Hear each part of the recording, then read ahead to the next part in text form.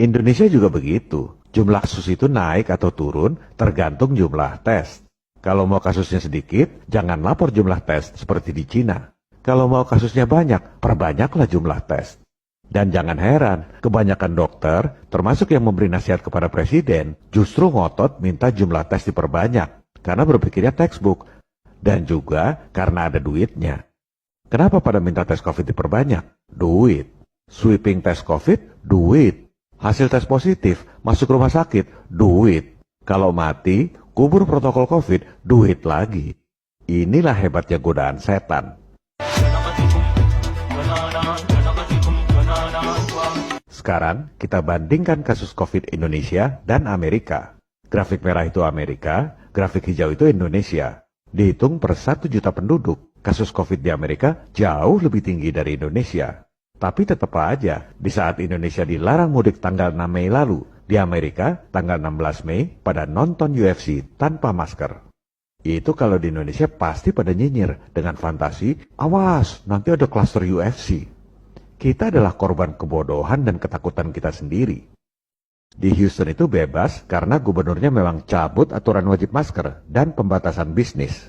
Padahal kasus COVID-nya jauh lebih tinggi dari Indonesia. Inilah contoh gubernur yang memikirkan rakyatnya, bukan gubernur pencitraan seperti di negeri overacting. Kalau diperhatikan, belakangan grafik kasus COVID di Amerika turun lumayan drastis. Apa sebabnya? Jangan ngarang, kita lihat data jumlah tes. Bingo, Amerika mulai pinter, seperti di Cina. Kalau mau turunkan kasus COVID, kurangi jumlah tesnya.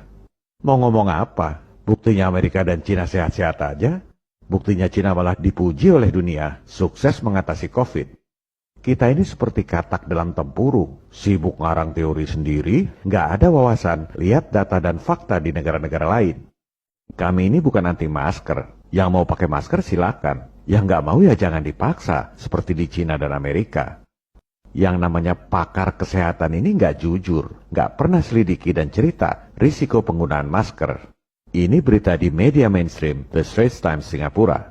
Bukan media gosip, media paling terkemuka di Singapura.